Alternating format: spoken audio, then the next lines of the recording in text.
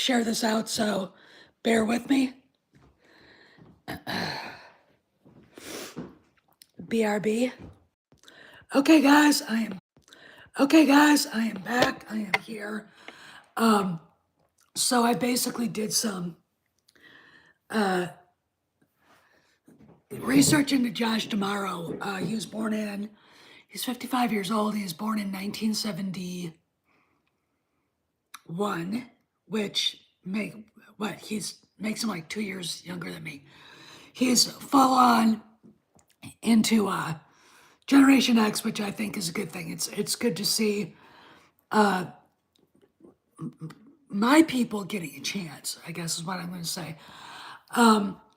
And he went to Georgetown University, which is nominally a Catholic college.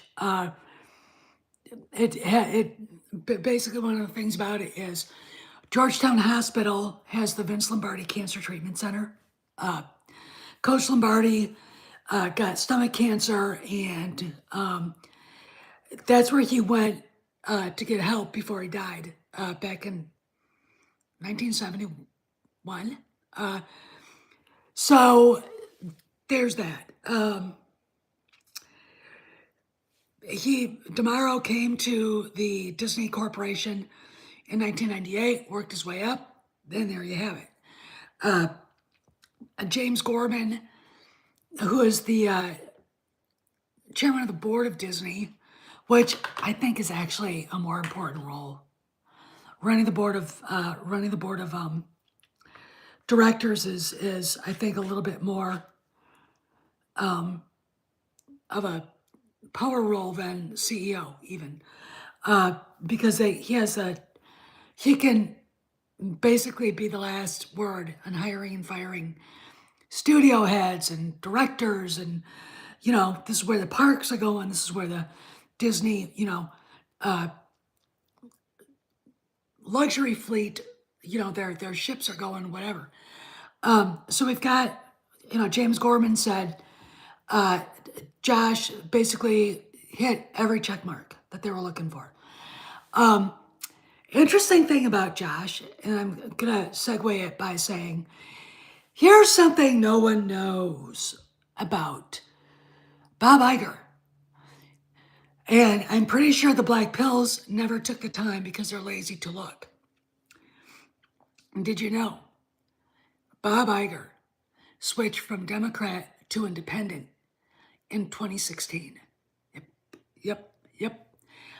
Just FYI, I wanted you guys to know that. So there's that. And as far as D'Amaro's politics, we don't know what they are. Don't know if he still goes to church or mass. He's very private. He keeps things private. He keeps everything private. And that's a good thing, I think. I think that he's, wise to do that. I think that actually Dave Filoni probably be better off not having his wife be public about any of this, because, or even be on social media, because that would be one less target. Okay, so anyway, that's what I know about D'Amaro. Didn't really find anything about who his wife is. Didn't say anything about children. I think there is a wife. I did see something about that, but doesn't matter. What we have here is a guy who is there to do the job, and that's what you want, right? And he doesn't really take over Disney until, hey, Marty, how you doing? Oh, yes, it is. Very much, Marty. So March 18th is when the handover from Iger to D'Amaro happens. We were going to wait until the end of the year for Iger to step down, but Cameron thinks that he got pushed out like, Kennedy. But you guys know what I think. I think Kennedy, in fact, I'm sure of it. Oh, I am too. Marty.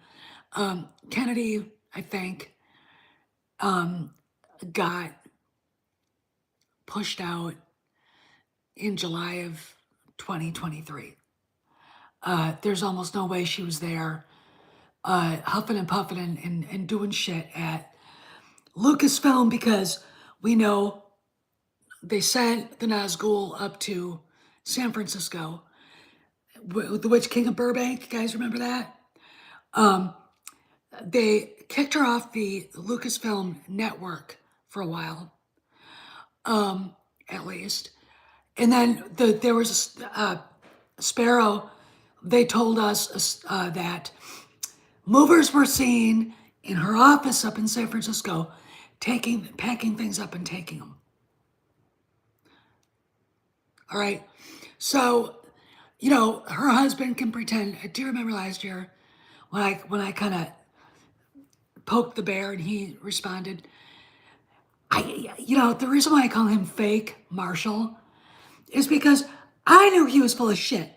He knew he was full of shit. What he and Kathy did the last 2.5 years was performative bullshit. All right, that's it. Performative bullshit. So people would think something else, and this continued, there's going to be a Ray movie, her. Simon Kinberg has a trilogy, her. No, they don't. No, she doesn't. No, he doesn't. Stop it. All right? It's fake bullshit to take away the attention from the fact that Kennedy is a roaring failure. Right. Now, I want to say that this has nothing to do with her being a woman. I mean, look at the failure that is J.J. Abrams. Look at the failure that is the guy who has been running, was running Star Trek. The rumor is he's gone. Kurtzman Trek is dead. In fact, the rumor out there says that Starfleet Academy, they basically stopped filming. And that's not just from stuff that Cameron's heard, that's everywhere. It's everywhere. So you don't necessarily have to be a woman to be a failure. You can just be a piece of shit male who's a piece of shit woke piece of shit. Okay. So there you go. So Josh D'Amaro, he is a mystery, an enigma. Someone we don't know much about. I'm pretty sure I could probably find public statements, but I really don't care to because I'm like, if he wants to be private, let him be private. I really don't blame him for that. What I want you guys to be aware of is between it's the 4th of February and the 18th of March. So that's about 6-7 weeks from now. I have a feeling there's going to be a lot of people leaving the different studios and other things because, in order for Disney to make money and get a grip on their expenditures, they're going to have to do this. They're going to have to cut back on payroll. And trust me, at least at Lucasfilm, there are a lot of people who drain resources by being there. And your biggest expenditure is always going to be your payroll. That's just the way it is. That's the way, And if the market can't bear it, and when you look at what they're doing, and, you're looking at it going, wow, that's a redundancy. We have 2 other people doing the same job, right? You get rid of the one, you get rid of the third wheel, right? So I wouldn't be surprised seeing the leadership at Lucasfilm get a little thinner. Don't be surprised if you hear rank and file people leaving. I mean, we're all waiting for a certain Chilean communist to get booted or to leave on his own. I kind of have a feeling he already is. I'm not sure. I mean, I can't get hopefully we'll hear something through the birdie about the idiot. Because I wouldn't keep him around. First off, if Filoni and Shadow King Favreau want to put the good the good face forward for the company, you get rid of the people that cause trouble to begin with, right? Anybody who's been here as long as I have had knows what 2018, 2017 was like. You know, if you didn't have Pablo out and out attacking people on Twitter, and yes, we have the receipts. You know, Ryan Johnson, Matt Martin, who's in that Welcome to Lucasfilm video. You know, Pablo's wife, Kristen, jumped in. She's local outreach for Lucasfilm. Now, as someone who is very cold and calculating and very pragmatic about running things, the fuck does Lucasfilm need local outreach? That sounds like a job they made up for her. And I think I'm probably right. All right. So get rid of it. They don't need it, right? You want to be lean, you want to put your best face forward. Personnel is policy, right? And the you know, I'm sorry, I don't care if you're just what does he do all day? Just some dude. You know, you don't get up on the stage at Star Wars Celebration with Kathleen Kennedy and then not have people think you're a little more important than you say you are. Especially since Kennedy in her last interview mentioned you, Pablo. Okay. Um, you know, Mike, um, I don't think so. She's that big and looks like. Have you seen her? Look her up. I mean, I'm 57 and she's 47 and she looks every bit 75. I'm not kidding either. I mean, you know, do something about your skin, do something about your weight, and get your hair colored. All right, just, you know, you gotta put your, ladies, don't be like Billie Eilish. Put your best face forward. Take care of yourself, okay? Take care of yourself. I'm just saying that. I mean, you know, um, eat your vegetables, eat apples, collagen, masks, things like that. Um, but you know, don't give in to the evil that is aging, and I think it is evil. But anyway, yeah. So I really think there's going to be a lot of changes coming. At least I hope there is. And to me, I don't know anything about tomorrow beyond what they're doing at the parks. But when you've got people saying that, and you see the pictures of the wall around Rise of the Resistance, and the story is that's where Kyle, Ron, and Ray are going to be. What are they doing there then? There's absolutely no reason to hide the maintenance that's going on there. And they literally put the fucking Berlin Wall around it. You know, I fully expect to see a sergeant major in an old post World War II uniform leaning on a Jeep watching it going, you know, what's going on? I mean, honestly, that's what it looks like. It looks like the Berlin Wall. So why are they changing it? What are they changing it to? You know, that's the thing. You've got, you know, I did the story about the regular round sensor dish for the Millennium Falcon is waiting to be installed. It's there. Instead of that, what looks to be a Korean sushi serving dish. I mean, that's what that thing looks like. So you got that. And then we've got,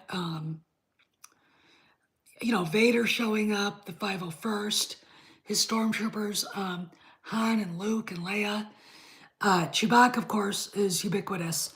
Of course, the droid's running around. So it's like they're changing the part to the OT, which is what they wanted to do in the first place. So when they say, well, we're leaving it as Batu, no, they're not. All they have to do is switch the name, and it's Tatooine. Hey, look, they're basically OT fixing up Uga's Cantina to reflect the cantina on Tatooine. So there's something else going on here that nobody wants to talk about. So there's that, and it all reflects on Josh Damaro. And now Cameron said something interesting about Dana Walden. Is she's co-president and director of entertainment with Alan Bergman, who's strictly film. And it looks to me now, and I agree with Cameron on this, that is a consolation prize until she finds something else to do, or she does something, pisses Damaro off, and he kicks her off the team, right? Or James Gorman and the board go, get out of here, you know. So yeah, because do I think she had something to do with bad mouthing Iger? Yes, I do. She had something to do with bad mouthing Bob Iger in that New York Times article from 2 years ago now. And she was, part of the Kathleen Kennedy, Susan Arnold, God, who was that woman who's the former CFO? Cabal that was, I think, probably behind that article.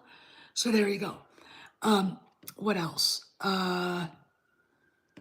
We just have to see. I mean, we're not going to know what Maul Shadow Lord is like until April 6th. So there you go. So I want to talk about something else. As you guys know, I'm a fan of the TV show Shrinking, but it's gotten quite a bit annoying, I think. All right, it's about this psychologist in Los Angeles named Jimmy, whose wife was killed in a car accident. And yes, it was Carlos. And he's got a daughter. He has an annoying co-worker, and his boss, played by Harrison Ford, Paul. Paul has got Parkinson's disease. And then, of course, he's got Derek and Liz as neighbors, and they have a really, what's happened to men in Hollywood? They can't actually find a handsome young man to play their son. And of course, there's the young combat veteran who, he's black, African American, who kind of stays with Jimmy and kind of lives in the pool house and he's Paul's patient and blah, blah, blah, and all the rest of the stuff. Wendy Malick plays Paul's girlfriend, wife now. But they have a gay couple who I hate. I don't, if you're gay, that's fine. Like Scott Bissent, like Scott Pressler, my friend Charlie, whatever, I don't care. But the moment you start acting like that, I'm like, stop doing that. All right, fucking stop doing that. I mean, it's all performative right now. Everybody knows you're a fag. We don't care. Please stop shoving it in our faces. There's that, and then there's Liz. The only reason why I'm watching the show is because Harrison Ford, Jason Segel, and Wendy Malick. The guy that plays Derek, Liz's husband, is a pussy. And he is very much he's basically she walks all over him. And it's like, that's not how you treat your husband. So there's that. But Liz is literally one of those people that if you see her coming, you turn around and walk away. She's a woke, affluent, white, female, ultra leftist. All right. And she is in everybody's business. She tells everybody what to do. And what I hate about it is she's allowed to. Jimmy allows her to do things. Paul is now subject to her bullshit because she's scheduling him. It's like, do you guys know in real life people like that, women like that? I do. She's no longer in my life because I don't want that shit, right? She's a fucking Karen. And of course, I don't know what the story is around this character, but they have a neighbor. She's an older white lady, and Liz has decided everybody's supposed to hate her for a reason. She calls her a racist and everything. And we've only seen this lady once, and Liz and Derek are walking down the street. They see her, they start mouthing off, and then like 5-year-olds, and it's like, you don't do that to your neighbors. This is the thing that bothers me. The woman has nobody to say, stop it, knock it off. Her husband's too much of a chicken shit. Their son's a pussy because Liz. And there's, and, we've got, on the positive side, Harrison Ford is playing a role that 30 years ago, you'd be like, he's doing what, where, what? And, he's playing a guy with Parkinson's, and the symptoms are getting worse.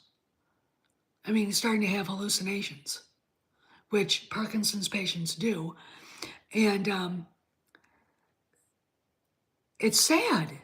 He's doing a really great job. Like I said before, him and Wendy Malick, who I think Wendy Malick is awesome, are amazing. And them and Jason Segel are the most positive things on the show. The girl playing his daughter, she's a Zoomer. The woman playing his co-worker, Abigail, I think that's her name, whatever. She's disgusting. She's got a filthy mouth. She says things that are inappropriate. And she basically eggs Liz on. And it's like, again, if you're in the neighborhood and you want to be friends with Jimmy, you see Liz coming, you just tell Jimmy, I can't, I gotta go. Why? Because I'm gonna deck her. And I mean it, I'm going to deck her. Why? Because she's rude, she's mean, she's a bully, and she doesn't know when to shut the fuck up and to mind her own damn business, right? All right, that's Liz. And no, she's not a fun character. She's not a nice person. She's not a warm person. She's a controlling psychopath. And she wants to control everybody around her, even people outside of her own family. And it's like, I can't stand it. I cannot stand her. I mean, the only reason why I keep watching the show is because of Harrison Ford. I'm loyal to him, right? Not loyal to anybody else on that show. Okay? I mean, it's just, you're kind of watching it going, when I first saw it, the first 2 seasons, it seemed like, from the outside looking in, that it was pretty diverse, organically diverse neighborhood. Now it's just, every time Liz is in the room, suddenly it's all about her. And it's like,